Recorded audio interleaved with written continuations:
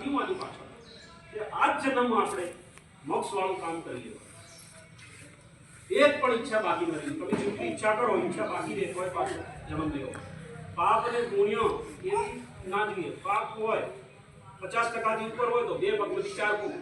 ધર્મરાજા એક નોસ્ટા એ જ વાળો નથી આપણે માલિક વેલા છે કે તમે જાઓ એટલે તમારે 50% પાપ હોય ને 2 પગમાંથી સિદ્ધ અને 50% ઉપર બોલ્યો તો પાછો મનુષ્ય મોક્ષ જીતો હોય તો નહીં પાપે જીવન નહીં બોલ્યો નિષ્કામ કર્મ યોગ કરો. આ સરકારી નોકરી કરે આ બધા બીજેલા છે રિટાયર થયા તો કેન્સર કરવાનું છે પછી હું કામ આપણે કામની અપેક્ષા રાખી બરાબર. નિષ્કામ કર્મ યોગ તમે નામ યસ અમને આ જ કીધું કે તમે 2 નોકરી કરશો.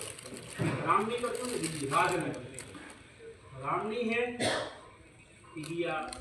अरे राजनी है कि पेट माटे सरकारी राज અને રામની है कि ઠેઠ માटे નો ઠેઠની વાત કરું સચલો બરાબર. માની કે વિદેશ ઉપર દેશી ક્યાં આવ્યો કોઈ આવી રીતે તમને ફોડ પાડી દીધી છે અમારા દેશની છે તો બોલાવી દીધી માની બરાબર. ક્યાંથી આવ્યો ક્યાં જવાનો અને પોતાના નામને એટલે એ જ નામ છે આત્માનું નામ જ્યોતિષ ભક્તિ થોડી માળ મેદાને કોણ જે બીજું જશે એવું સમજે. એટલે વિશેષ મારે ઘણું બધું કહેવાનું હોય છે પણ મેં તમને જે શાસનનું કહી દીધું, નામનું કહી દીધું અને અંતિમમાં હવે તમને મારે એ જ કહેવાનું છે કે જે મનુષ્ય જન્મમાં આપણે એક તો સાચું બોલવાનું, સત્ય ધર્મ માટે પેલું એવું કીધું છે કે તમે જે બી કમાણી કરો આ નિયમ લખાવેલો છે એની કમાણીમાંથી આપણે અમુક ટકા ધર્મના કામમાં આપણા કોળમાં ધામ અને ધર્મ 2 ન હોય આ માલિક લાવ્યા અને ધામ બનાવ્યા. બીજી બધી ધામોમાં બધા હાંગરા પૈસા એટલે બધા લાવવાણિયા પ્રમાણે આ કોળ આપણા આદિવાસીનું સ્પેશિયલ છે એમાં એક પણ પૈસાનું હાંગરું થવા દીધું નથી.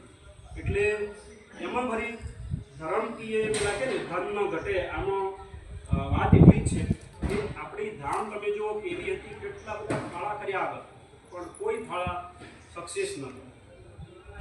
આ વખતનું જે ધામનું કામ છે તે ખરેખર કેટલું રૂઢ અને રૂપાળું થઈ ગયું છે કે આપણો અંતરાત્મા ત્યાં જઈએ એટલે આપણું આખું પરિવર્તન થઈ ગયા. અને આની ધામમાં એવું કીધું છે અમે જયપુરથી જ્યારે બેડું લાવ્યા 4 ફૂટનું બેડું મારા હાથે ચડાવી દીધું. નીચેથી ડૉક્ટર સાથે આપ્યું ને આજુબાજુ 3 બેડા છે એમાંથી વચ્ચેનું છે ને જયપુરથી નાથુરામજી વાલ્મીક મહારાજ કાંગર મહારાજ બરાબર મોતીલાલજી બટરવાડાવાળા ડૉક્ટર લેવા ગયા. અને એમણે એવું કીધું છે કે આ જે 10મો દ્વારો છે કોઈ જગ્યાએ નથી, અહીંયા કેમ 10મો દ્વારો નામ આવે બરાબર. બીજે કંઈ તમને 10મા દ્વારા આખા જામનગરના વાડામાં કે આખા દેશમાં કે કંઈ નામ જાણ્યું હોય ને એનું રહસ્ય જાણ્યું હોય તો આપણે કહીશું બરાબર. કારણ કે આ તો આખા ધામનું બી રહસ્ય છે. આવું આટો મારી દેવું કે દાદપુરીમાં જવું સહેલું છે, પારખવું મુશ્કેલ છે. દાદપુરીમાં જવું સહેલું છે, પારખવું મુશ્કેલ છે. અટપટીઓ આ ખેલ છે જે તલની અંદર ખેલ છે. એટલે આ નીકળેલી દરવાજો શું છે દાખલા, આ 10મો દ્વારો શું છે, અલગ પુરુષનું મંદિર શું છે બરાબર. પછી એમની મંડી શું છે, ઉત્તરમાં પેલો નાનો નીકળેલી દરવાજો શું છે, ફરી પેલા રામદેવજીના પેલા ને આપણે છે હાલાવાળું ગંભરિયા હાલાવાળું મંદિર મોટો એ શું છે, ગુરુ માલિકની મૂર્તિની સામે ભૈરવજી કેમ રાખેલા છે, વચ્ચે 4 ફૂટનું બેડું છે, આમ જો જીત માતાની મૂર્તિ છે, આગળ જો મહાદેવજીનું મંદિર છે, આગળ જો બળિયાદેવનું મંદિર છે, એની જોડે વિરાટરી માતાનું, હા ફરી આગળ જાઓ તો વાલમ ઋષિ ફરી આગળ જાઓ ભારત માતાની ગાદી, ફરી અંદર જાઓ બ્રહ્મની ગાદી, નાની ગાદી મોટી હે નાની એમ કીધું બરાબર. એવું કેમ કીધું. ફરી આગળ આમ તમે ઇન્દ્ર રાજામાં એક લીમડો હતો અને એમની આજુબાજુના જે માંડવા એ જે ભૂગોળ લાયા એ માનગઢથી લાયા જાતે ગુરુ માલિકને આવા સંતો ભક્તો છે ને એમના જેવા ધોના જોડી હાથે રહીને. અને આલમ રાજા અને મેઘ કન્યાના લગ્ન આ જગ્યાએ થવાના એવું કીધું છે. અને એટલા જ માટે ઘરની અંદર પુત્ર બિલાડા બકરા પાળવાની ના પાડી એ રાક્ષસી જીવ છે. 5200 બેરો અને 6400 જોગણીનું દળ શેષવાસીની સવારી કરીને દક્ષિણ દિશાથી આવવાનું છે એવો લેખ લખાયો છે. ઉત્તર દિશાથી અલગ ધણી, અલગ પુરુષ, અલગ સાહેબાનું દળ આકાશ માર્ગે ઉત્તર દિશાથી આવવાનું છે, અડાણા ડેમ ઉપરથી પસાર થવાનું છે. તે દિવસે ડેમની અંદર કોઈ ભોગ આપેલો હશે તો ડેમ તૂટી જવાનો રહેવાનો નથી. અને આપણું જે વચનવાળું છે, અમર વચનવાળું, એ દળ જીતવાનું છે. અને આ શબદ સાખી કડી મંત્રવાળું હારવાનું છે. પણ આલમ રાજાને મેઘ કન્યાના લગ્નમાં જવું હોય તો આપણે આ ઘરની અંદર પુત્ર બિલાડો પાળવાના બંધ કરવું પડશે. ઘરની અંદર ઘંટી છે, શિવલિંગ છે, એનો એલાણ છે, કિલ્લો છે. ઘરની અંદર ખાંડણીઓ છે, શિવલિંગનું એલાણ છે. ભાઈઓને ખબર હોય કે ન હોય પણ આમ ગુરુ માલિકે લખાય. આપણું જે ખડું છે ને એ પણ શિવલિંગનું એલાણ, બરાબર. એટલે એને સાચવવું પડે. કૂતરા બિલાડા ભગી જાય, ચાટી જાય, અને એ જ લોટ તમે જેવો બનાવો જે આ વિચાર કરે તો ખાવાવાળો બની જાય. એટલે કીધું કે પોતાના પુરુષને ટાળવો, હરાવો, ઉપાડવો, રાજનીતિ, જોગનીતિ, પ્રજાતિ સબ કળા બાઈ. અને જીત માતાનું નામ એટલે જ જીત માતા રાખે, નહીં તો મૂળ નામ તો બેની બેન. રાજનીતિ, જોગનીતિ, પ્રજાનીતિમાં જીતાડે માલિકને દીધું. અને ત્રણેય માતાઓ હતી, મા સરસ્વતી, મા કાળી, શ્રી. તો અમને તો રૂબરૂ વાત કરી છે લેખતો લખાય.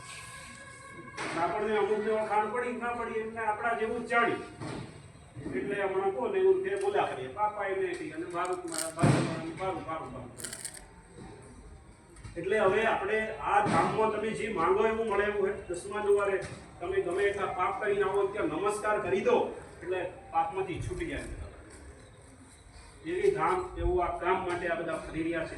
એટલે મારે ત્યાં હતા ત્યારે દરેક છોકરા દીઠ પણ એનું નામ એના દફતરમાં આવવું જોઈએ. તો એ ત્યાં છોકરો લખાય અને તમારા નામની સેવા પૂજા આરતી થશે. અને તમે આ શાસનમાં ગુરુ માલિકનું નામ એમ તમારું નામ બી લખાવી દેશો તો પેલા 5-7 નવા બારા લેખે લાગ્યા. એમ આપણી આ રાહ જોઈ રહ્યા કે દાંતવાળા કેવી રીતે કાઢે. 12 પંથનો બેદો રચ્યો, નકળગી પંથ ન્યારો કીધો. 12 પંથનો બેદો રચ્યો, નકળગી પંથ ન્યારો કીધો. 12 પંથ 12 માટે ચડી જવાના અને ગુરુ ગોવિંદ વાળા જોગનો કાચ લેવા. 12 પંથ રહી જાય તો મારી માનું ધાવેલું ખાડ લે. 12 પંથ રહી જાય તો મારે જણદારી લાગે. આ જ્યોતિષર ભગવાનનું.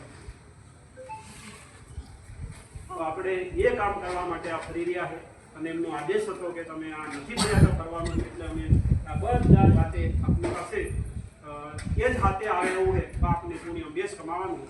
એટલે દાન કરો તો એનો જ હિસાબ લેવામાં આવે. પેલું કે બંને મૂર્તિ આયોજકમાં ખાલી હાથે જવાનું અને સારા નરસા કર્મોની સાથે એક દિન ઉપરવાળાને દેવાનું. રાજા હોય, રંગ હોય, ભિખારી હોય. તો આપણે જે કરીશું એ સદુપયોગ થાય, સારું કામ થાય. એટલે મેં તો આ સાહેબને આપ્યા છે મારા છોકરાનો બી. અમારે ત્યાં આવ્યા હતા ત્યારે 11,111 મારા લખાયેલા, બરાબર. અને પછી સુરપુર હતું ત્યારે મારો છોકરો લગ્ન નથી કર્યું પણ નોકરી કર્યા સાહેબની જેમ બેંકમાં મેનેજર. તો એના પણ મેં 5,000 આપ્યા. હું મારી વાત કરું તો તમે યથાશ આપણે આટલા છે ને એ નક્કી કર્યું. પણ છોકરાના તમને જે બી લાગે આપશો તો એનો જ હિસાબ ધર્મરાજાની કોર્ટમાં ગુરુ સિવાય બીજા કોઈનાથી સાક્ષી પૂરી શકાતી નથી. અને ધર્મ કરીએ ધન ઘટે ના, પેલું કે ને સહાય કરે રઘુવીર તુલસી, પંછી કે પીએ ઘટે ન નદી કા નીર, ધર્મ કીએ ધન ના ઘટે કહ ગયે. એટલે યથાશક્તિ તમે આમાં તમારું યોગદાન આપશો તો એ લેખે લાગશે. એનો દુરુપયોગ નથી. એટલું બધું સરસ આખો કિલ્લો બનાવી દીધો. અને હું તો આ ભારતની સંસદનો બેઠો નકશો છે. તમે ગૂગલ પર જોજો ને પછી મને કીધું નવી જે બનાવી છે ને સેમ કોપીરાઇટ ગૂગલ પર તમે સર્ચ કરીને જોજો. અને આ ભારત જેમ આપણી જે સંસદ છે આખો વિશ્વનું યુનાઇટેડ નેશનનું હેડક્વાર્ટર દાંતપુરી પવિત્ર કુંવારી અને ગુરુ ગોવિંદની સમાધિ છે એ ધર્મરાજાની. એટલે કળયુગ જાયગા સત્યુગ જાયગા ઋષિ મુનિ કા રાજ સત્તા રાષ્ટ્ર ભંગ કરેંગે. મને કરાવીશું ભણેલાની મારે ભણવું એમ છાતી પર હાથ રાખી. એટલે તમે તમારા યથાશક્તિ ફાળો આપજો. જે થાય એટલું તમે પાલન કરશો તો તમને જ ફાયદો છે.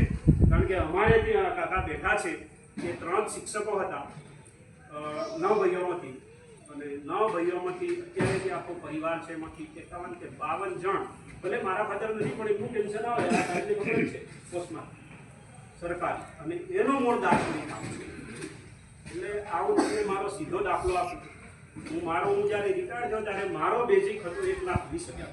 અત્યારે હું રિટાયર થયો તો મારો બેઝિક છે 60,000. એટલે મને 94 થી 95,000 રૂપિયા પેન્શન મળે. કઈ કામ નહીં કરું તો 3300-3400 રૂપિયા મળે. બાકી ચાલુ નોકરી હતો ત્યારે 2,11,000 મારો ગ્રોસ સેલેરી હતો અને બધા 80,000, એટલે 2,91,000 મારો પગાર હતો. એટલે ગુરુમાલી કીધું 2 નોકરી કરો ને ગામની રાની ડબલ પગાર પડે ને ઓર મજા આવે. પણ તમે થોડો ખરાબ દિલથી કરો, મનને પૂછો. એક આલે નાગરિકનું ખર્ચાઈ ગયું, વપરાઈ ગયું, એવો ભાર મનમાં ના આવે તો જ માલિક એના અમર દફતરમાં અમર લખી દે. છતાં મારી વાણીથી કોઈને દિલ દુભાઈ હોય તો જય